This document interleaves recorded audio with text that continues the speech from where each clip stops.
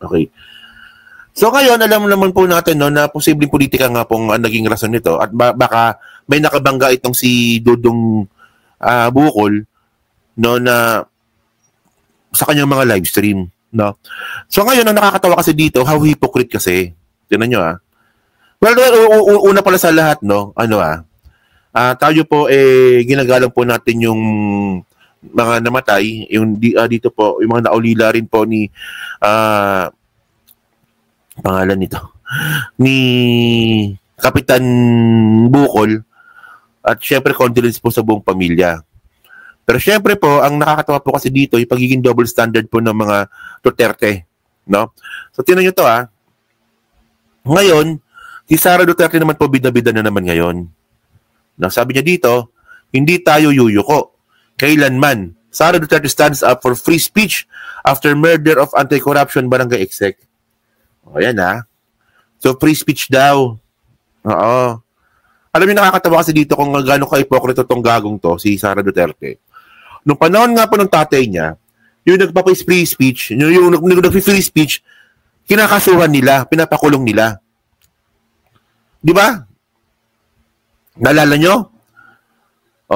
Leila de Lima. Hello po, Leila de Lima. Hello po, Rappler. Risa Robles. Hello po. Hello po, Trillanes. Alam nyo, napaka-hypocrite po talaga nitong babaeng to, no? No, ginagamit niya pa po ngayon itong kamatayan nga po ni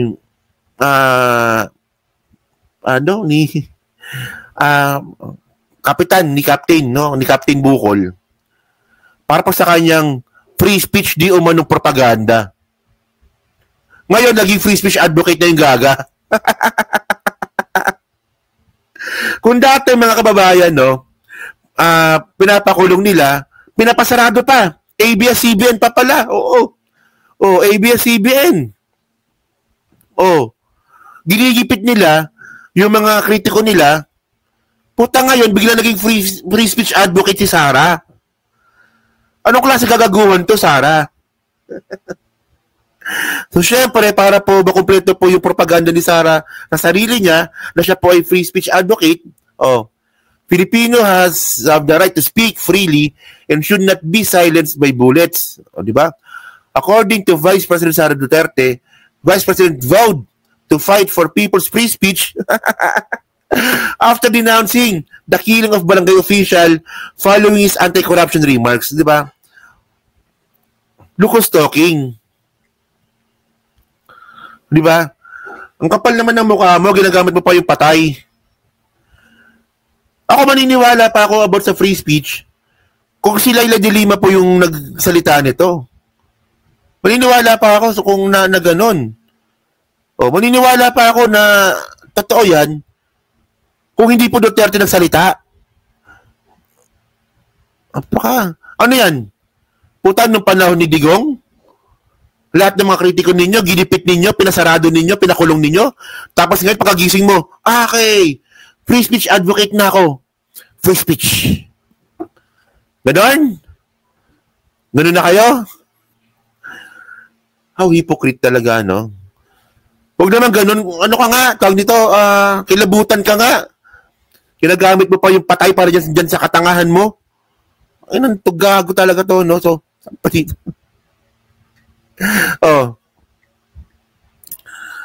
Sabi pa dito, okay, ipinahayag ko ang matinding galit at galit daw siya, no?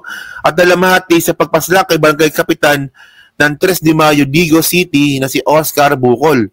O mas kilala bilang Kap Dudong, she said pala. Babae pala yon. Tinampanan lamang ni Kap Dudong ang kanyang karapatang magsalita sa korupsyon at politika at malaya at ito ay pinatahimik gamit ang baril at bala. Kita nyo, di ba? So, ano bang gusto mo palabasin dito? Nangyari to dahil sa panon ni PBBM. Ayun ba? Ayun ba gusto mo palabasin dito? Bukol was gunned down while doing a Facebook live broadcast from his home in Tuesday evening. So, 2 million na, no? 2 million bounty, including 1 million from the Vice President, has been offered for the information of the killers and mastermind. Okay, so ayan So, ayun ang kwento dyan. So ngayon mga kababayan, no, ngayon, dalawa po kasi dito yung ano parang ugat o ano bang ugat.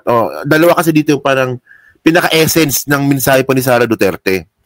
Free speech at saka patayan. Sabi ko nga sa inyo, ito yung pinaka-ipokritong statement eh. Tingnan nyo pabor daw po siya sa free speech. Pabor siya sa free speech at kinukundina niya raw po yung patayan. Lufet talaga. Gets nyo na ibig ko sabihin. Ngayon, ang tanong ngayon natin dito, paano mo sasabihin na kinukundina mo yung patayan kung nung panahon ninyo, nung panahon ni Digong, Human Rights Watch says Davao killings tolerated, supported by local authorities. 2009 pa po ito balita. Panahon pa ni Digong ng pagiging mayor. Tingnan niya, sabi po ng Human Rights Watch, kaya nga galit na galit si Digong sa Human Rights eh. Sabi po ng Human Rights Watch, ang patayan daw po na nangyari sa Davao City ay tolerated by local authorities. So, sino po yung local authorities? Mga Duterte. Ever since, from 1987, naka-Duterte. Tapos sasabihin ni Sara, kinukundina namin ang patayan. Mamamatay tao rin kayo Lahat na lang sinabi ninyo, kabaliktaran ng ginagawa ninyo eh. Pabor doon sa free speech, pero pinakulong, di ba? Ginipit, dinimanda, pinasarado, yung mga kritik nila dati. Ayaw daw po na patayan, pero mamamatay tao din naman po sila. Hindi lang yan. Siyempre, hindi po natin makakalimutan dito yung tukhang. Di ba? Yung tukhang, di ba? Alam na rin po natin yung tukhang. Sabi po dito, 2019 po ito, no? You can die anytime, report on death squad, killings lunch on Tuesday. Di ba?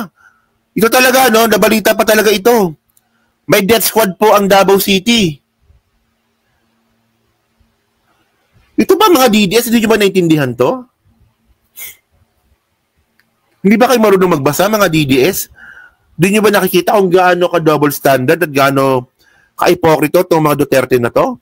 Hindi nyo nakikita to? Di ba? Hindi lang yan. Sabi pa dito. Si Dilima. Dilima. CHR will prove there is Davao Death Squad. The which is, mga kababayan, na-prove na po natin yan. Na totoong meron totoong Davao Death Squad. So, paano natin na-prove? Umamin si Digong. Di ba? Umamin si Digong, di ba? Nalala nyo ba yon? Ano ko tubig? Nalala nyo, sabi ni Digong dati sa Senate hearing, yan si Bato, Death Squad yan. Yang mga yan, lahat yung mga polis na yan, nagaling Davao, lahat yan Death Squad yan. Tanga na, nagkaroon ng kuto si Bato nun no? Nung sinabi ni Digong yun sa Senado, yan si Bato, Death Squad yan. Walang yan na yan, no? Di ba? Well, ulitin ko lang mga kababayan, no? Well, sana nga po, no? Mahuli na po at magkaroon po ng hustisya yung nangyari nga po dito kay Kapitan Bukol.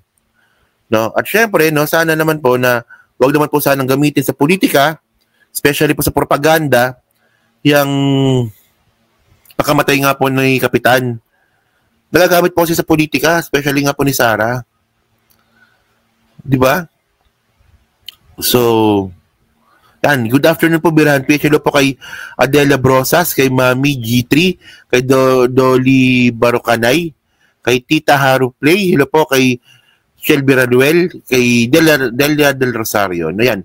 So kayo mga kababayan, no? So kayo po, no? Masabi nyo nga po dito sa nangyari nga po kay Kapitan Bukol. So ako naniniwala po talaga ako na malaki po yung tsansa na politika po nangyari dito, na malaki po yung tsansa na baka may nasagasaan nga po itong si Kapitan Bukol sa kanyang mga live stream. Pero ang hindi ko lang po talaga matanggap, ginagamit po ito ni Sara Duterte para po sa kanyang propaganda. Diba, wala na po pinipiling lugar si Sara.